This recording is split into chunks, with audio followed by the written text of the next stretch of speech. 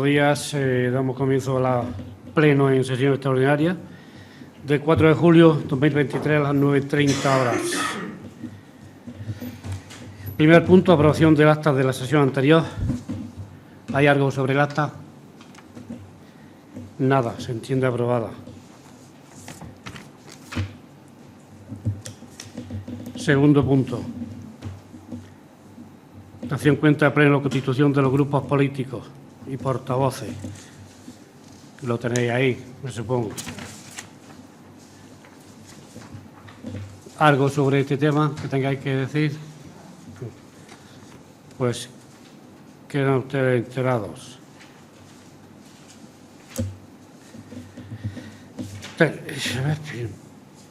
Tercer punto, dación cuenta, nombramiento tenientes de alcalde. En este caso, la primera teniente de alcalde sería Mercedes y la segunda teniente de alcalde, Alba.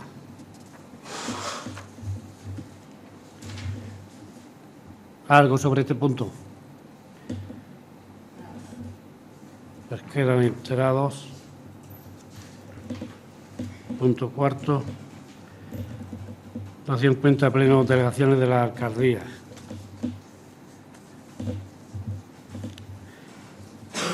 Las delegaciones, aquí hubo un error al principio y quedan de la siguiente forma.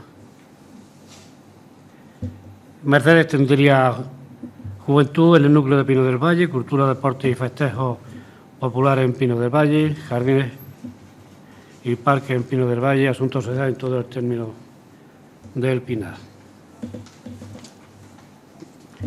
Alba, juventud en núcleo de Ivo y Acebuches, cultura, deportes y festejos populares en Ivo y Acebuches, parques y jardines en Ivo y Acebuches, mujer y igualdad en todo el término.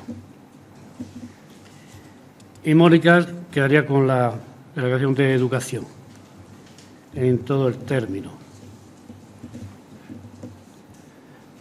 ¿Algo sobre este tema, sobre este punto? Pues yo una cosilla. sí. Echamos de menos urbanismo, Paco. Eso imagino que será competencia tuya, ¿no? Muy bien. Lo llevo yo. Hay otra cosilla.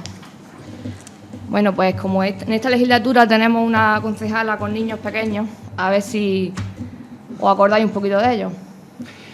De hecho, ¿Algún carnaval, alguna fiesta de Navidad, bueno, ella, de verano? Ella, aparte de llevar la delegación de educación, cuando se nombre, que en este pleno no va, pero seguramente en el pleno se nombrarán los cargos, como es Consejo Escolar, como es, en fin. Ella irá se hará cargo del Consejo Escolar también. Confiamos en ti.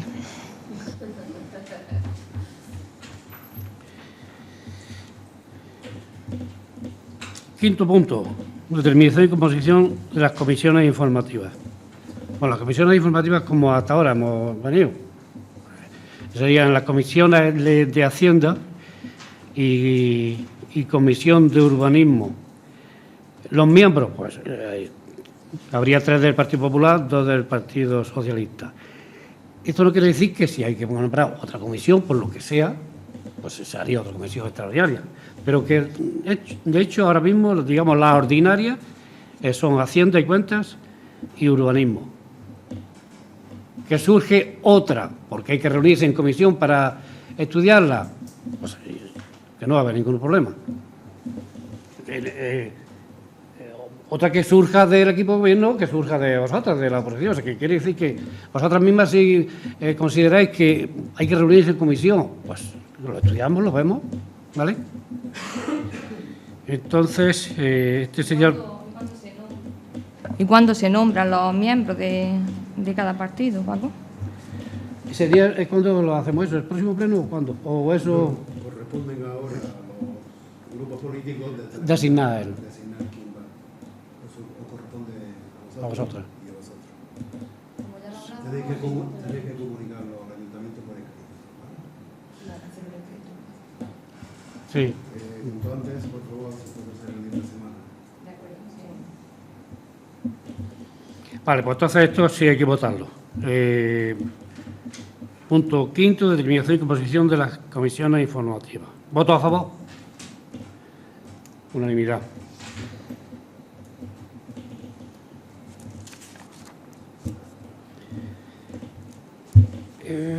Punto 6, determinación, cargo en dedicación parcial, asignación a los mismos e indemnizaciones por asistencia a sesiones plenarias y comisiones informativas. Aquí tenemos la propuesta.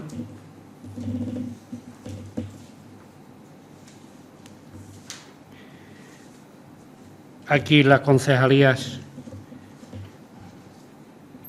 que cobrarían, bueno, son las Delegación Especial de Juventud, bueno, en este caso, para no aliarnos mucho, la que lleva Mercedes y la que lleva Alba.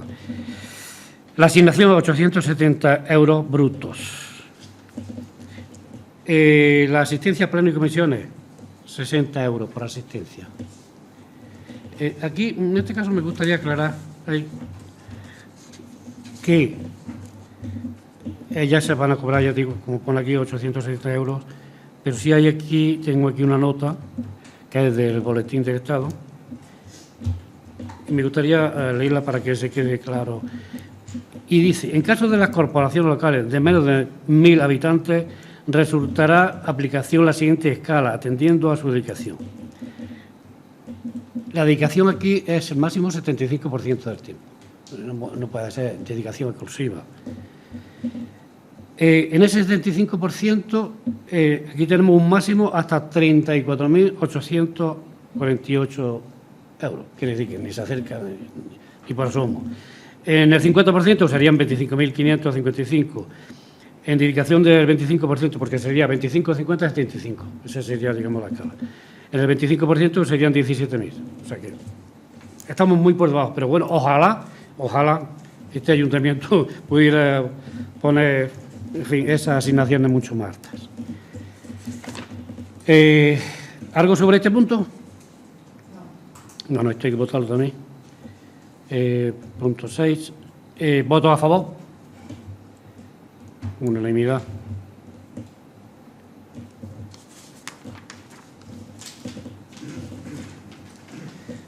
Y el punto 7. Determinación, periodicidad y horario de las sesiones ordinarias del Pleno. Bueno, como hasta ahora, el ordinario sería los 4 que hay al año, serían los últimos jueves de cada trimestre, que es como está ahora, y el horario puede ser lo mismo, a las 9:30. Las sesiones ordinarias, sí, bueno, la primera sesión ordinaria sería el 28 de septiembre, claro, el próximo, ¿sí? Del 23.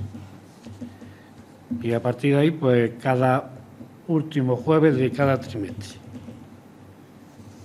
Este es el punto 7. ¿Votos a favor de este punto? Unanimidad.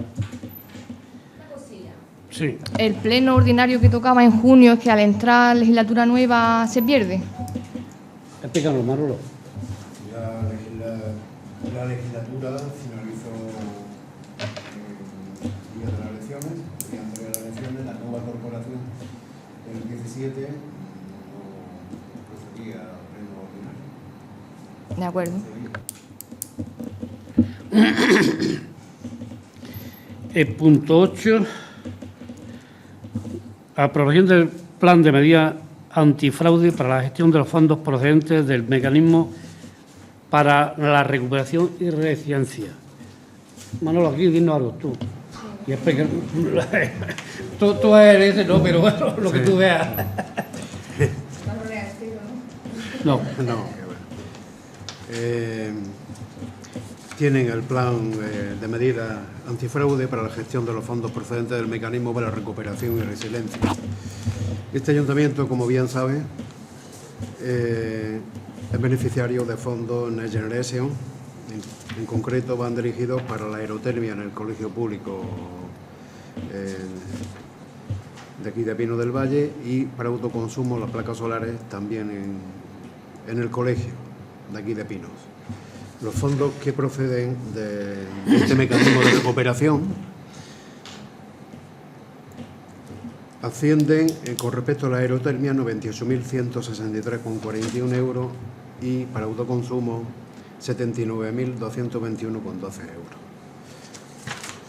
Perdona, bueno, tú sí sabes de qué va el tema. La aerotermia es lo del colegio, se le va a poner, pues en vez de estar ahora con el gasoil, toda la corriente, calefacción, etcétera, y aparte, eso va por un lado, aparte se pondrían todas las placas, que es lo que produce esa corriente, que se va a intentar también no solamente dar esa energía al colegio, sino al resto de edificios municipales. Entonces, eso es lo que viene de Europa, de los fondos de Europa. Perdón, Manolo, sí. Nada. Bien, como consecuencia de ello y según la normativa de aplicación que tiene usted, que va inserta en el plan de antifraude, es necesaria la aprobación dentro del plazo de los 90 días a partir de la recepción de la comunicación de la subvención concedida, de la aprobación, reitero, de un plan de medidas antifraude, que es el que ustedes tienen ahí. ¿Qué es esto? Partimos de la base de que, le doy 4 pinceladas. El Consejo de Europa acordó el 21 de julio del año 2020 un instrumento excepcional de recuperación temporal que se llamaba Next Generation. Dos instrumentos componen este mecanismo: el mecanismo para la recuperación y la resiliencia, llamado MMR, y la ayuda a la recuperación para la cohesión y los territorios de Europa. Bien, pues dentro de los MRR, mecanismo para la recuperación y la resiliencia, tenemos que señalar que tiene 4 objetivos: restaurar, en definitiva, el potencial de crecimiento de la economía de la Unión Europea, fomentar la creación de empleo tras la crisis del COVID y promover el crecimiento sostenible. Para conseguir esos objetivos, se elaboró un plan de recuperación, transformación y resiliencia de la economía española, que fue aprobado por acuerdo de los Consejos de Ministros en abril del año 21 y también aprobado posteriormente por la Comisión Europea en julio de dicho año. El plan para la recuperación, transformación y resiliencia tiene 4 ejes que se vertebran de la siguiente forma: 10 políticas palancas y 30 componentes. Ambos instrumentos, el mecanismo para la recuperación y resiliencia y el plan de recuperación, transformación y resiliencia de la economía española, recogen la necesidad de adoptar medidas adecuadas, y aquí está la clave, para proteger los intereses financieros de la Unión Europea, entre lo que señalan específicamente las medidas oportunas para prevenir, detectar y corregir el fraude, la corrupción y los conflictos de intereses. Todo ello dirigido a los fondos de recuperación, transformación y resiliencia. Le subrayo lo que establece el artículo 22 del Reglamento de la Unión Europea de este mecanismo, del mecanismo de recuperación y resiliencia, que dice lo siguiente: al ejecutar el mecanismo, los Estados miembros, en su condición de beneficiarios o prestatarios de fondos en el marco del mecanismo, adoptarán todas las medidas adecuadas para proteger los intereses financieros de la Unión y para velar por que la utilización de los fondos en relación con las medidas financiadas por el mecanismo se ajusten a los derechos aplicables de la Unión y nacional, en particular en lo que se refiere a la prevención, detección y corrección del fraude, la corrupción y los conflictos de intereses. A tal efecto, los Estados miembros establecerán un sistema de control interno eficaz y eficiente y recuperarán los importes abonados erróneamente o utilizados de modo incorrecto. Los Estados miembros podrán recurrir a sus sistemas nacionales habituales de gestión presupuestaria. ¿Qué compromisos adoptan los Estados miembros? Comprobar periódicamente que la financiación proporcionada se haya utilizado correctamente, de conformidad con la normativa aplicable. Tomar todas las medidas para prevenir, detectar y corregir el fraude, la corrupción y los conflictos de intereses.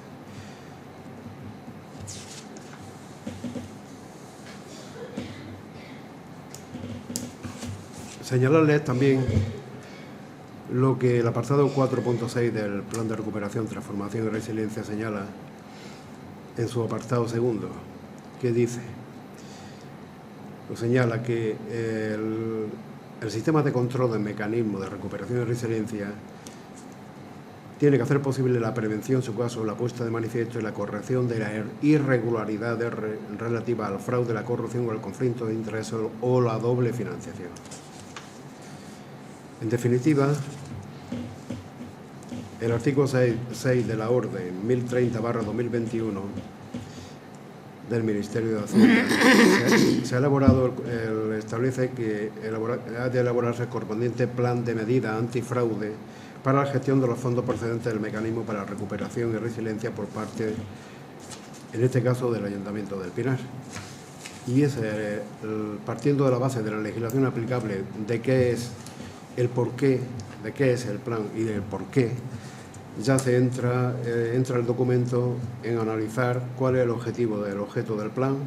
Reiteramos, concretar las medidas que el Ayuntamiento del Pinar, como entidad ejecutora o beneficiaria de fondos europeos, adopta para garantizar que los fondos correspondientes procedentes del Plan de Recuperación, Transformación y Resiliencia se van a ejecutar o gestionar de conformidad con la normativa aplicable a la prevención, detección y corrección del fraude, la corrupción y los conflictos de intereses.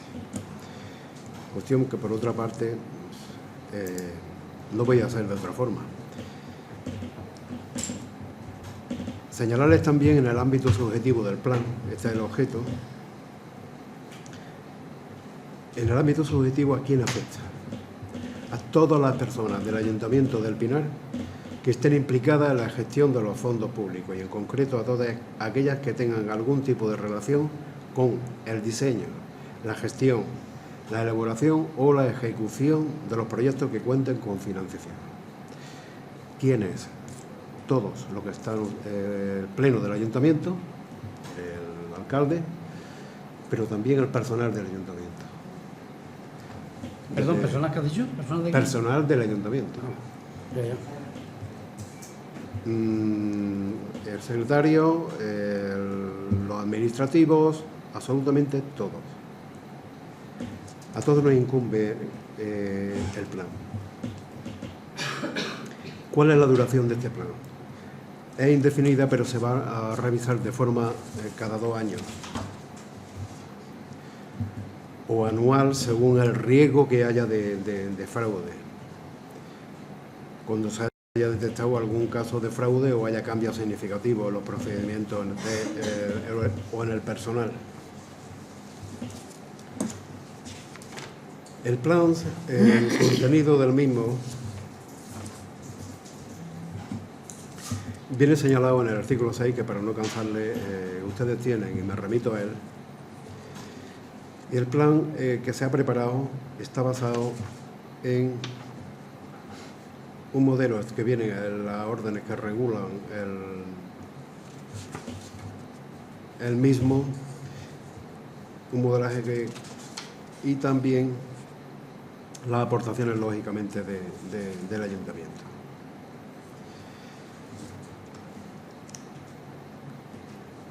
¿Qué son las definiciones? Vamos a ver ahora unas cuantas definiciones que creo que tenemos que tener claras.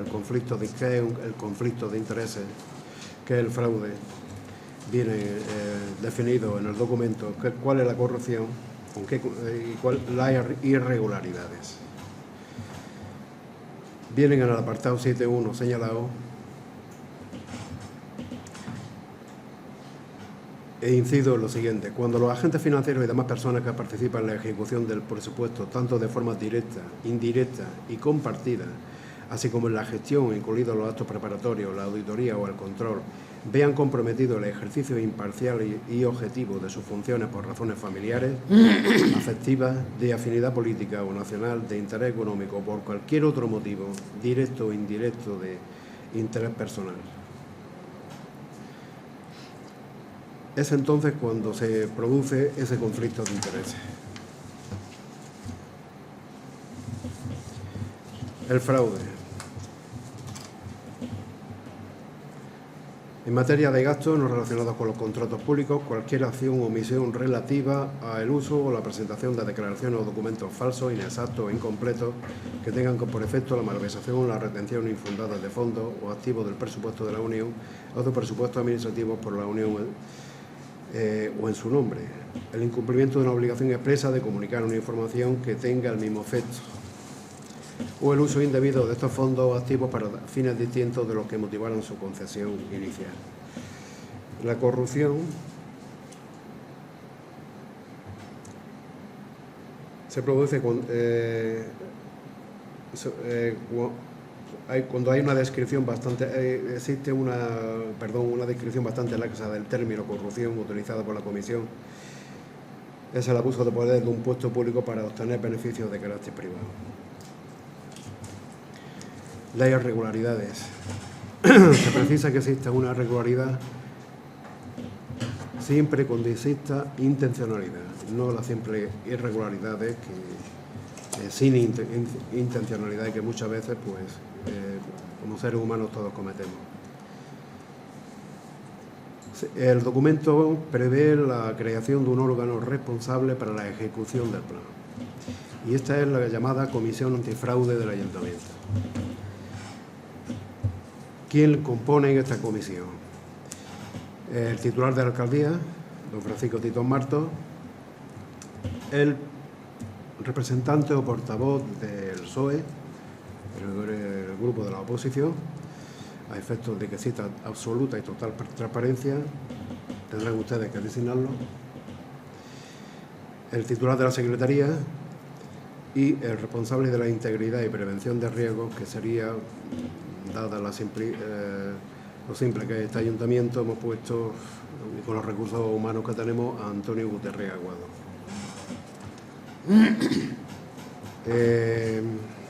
Si están en disposición ustedes ahora de decir, Vanessa como portavoz, ¿va o Nuria o quién va? Yo. Pues Vanessa irá entonces en representación del PSOE. Esta es la Comisión Antifraude. Para no alcanzarle la página 22 y siguiente, vienen las funciones de la misma.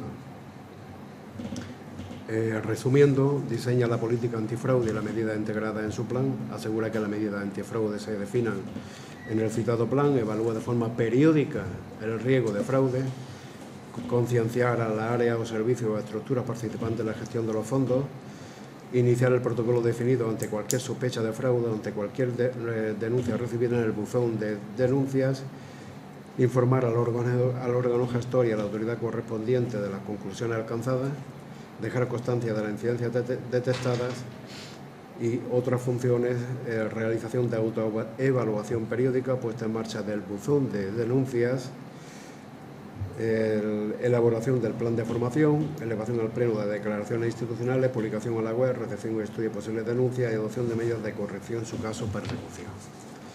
Ante una situación que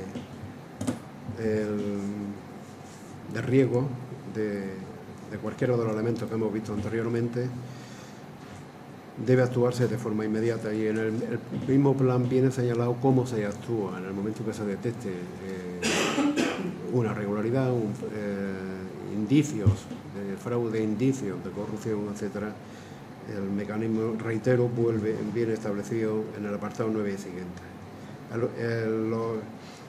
Las medidas del plan, en definitiva, se circunscriben en 4 elementos clave: la prevención, la detección, corrección y la persecución. Se establecen una serie de tablas para la evaluación de los riesgos y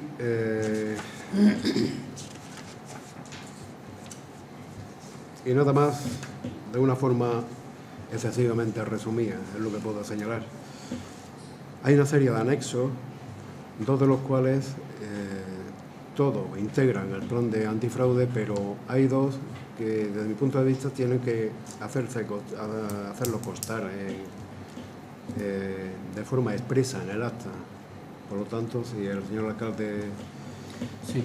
que es el anexo 1 y el anexo 4. Sí, Sí, voy a leer el anexo 1, lo que es la declaración institucional.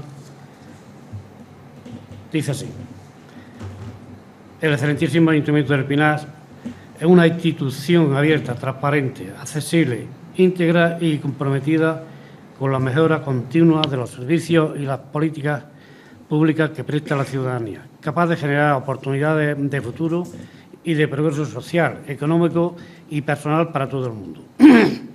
Para ello se compromete a cumplir y trasladar a todos los trabajadores y a la ciudadanía en general los siguientes valores en el desarrollo de su actividad: la honestidad y la dedicación como distinción principal del comportamiento colectivo, la responsabilidad, la integridad y la inteligencia a la hora de administrar los recursos públicos, una gobernabilidad basada en el capital humano del municipio, en las capacidades de los profesionales del ayuntamiento y del conjunto de la ciudadanía, la cohesión y la convivencia en la ciudadanía como factores clave de desarrollo y progreso.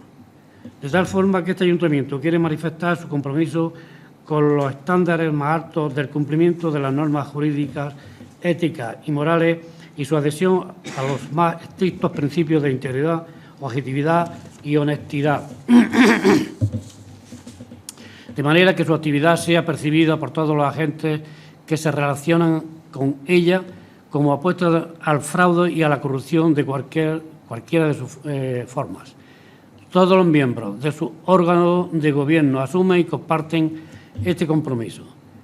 También los empleados públicos se comprometen de conformidad con los establecidos en el artículo 52 y siguientes del Real Decreto Legislativo 5/2015, de 30 de octubre, por el que se aprueba el texto refundido de la Ley de Estatutos Básicos del Empleado Público, a cumplir con el Código de Conducta establecido, desempeñando con diligencia las tareas que tiene asignadas y velando por los intereses generales con sujeción y observación de la Constitución y del resto de ordenamiento jurídico, de conformidad con los principios de objetividad, integridad, neutralidad, responsabilidad, incapacidad, confidencialidad, dedicación al servicio público, transparencia, ejemplaridad, austeridad, accesibilidad, eficacia, honradez, promoción del entorno cultural y medioambiental y respeto a la igualdad entre mujeres y hombres, así como los principios que inspiran el citado código y que se producen a continuación.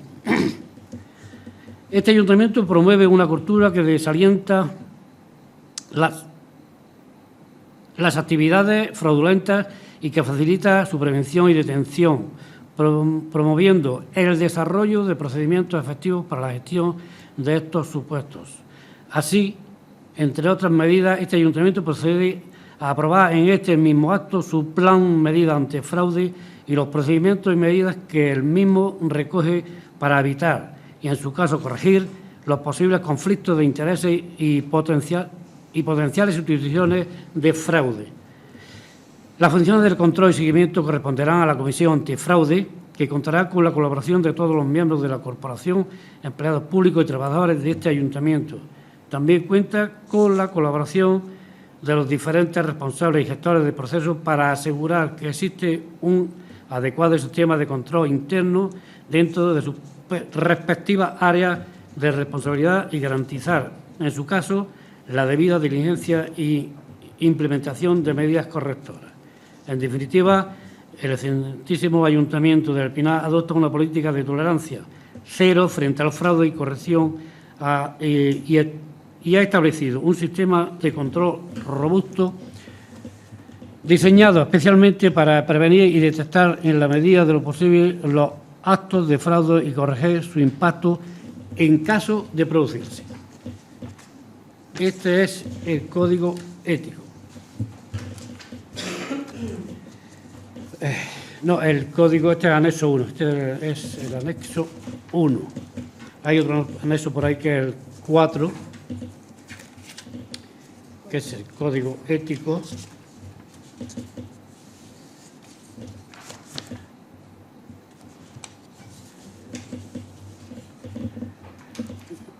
Bueno, entre otras cosas puede ponerse...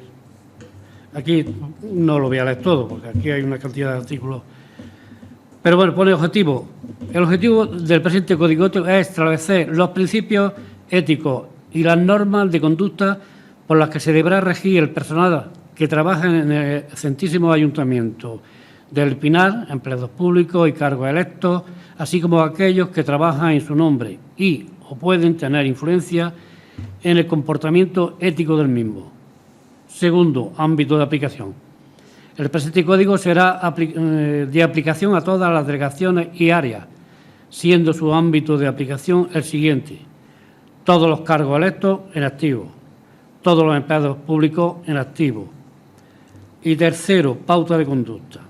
Todas las personas a las que afecta el presente Código Ético se comprometen a actuar de conformidad a lo establecido en los artículos 52 y 54 del Real Decreto Legislativo 5/2015 de 30 de octubre, por el que se aprueba el texto refundido de la Ley de Estatutos Básicos del Empleado Público, que se transcribe a continuación. A continuación hay una cantidad de artículos ahí que, bueno, que hay.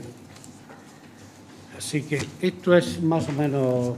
¿Quieres añadir algo más, Manolo?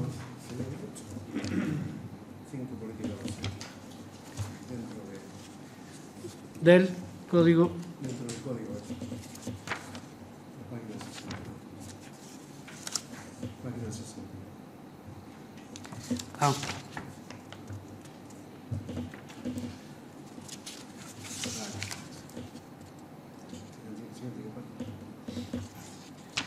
Ahí está. Bueno, que al final.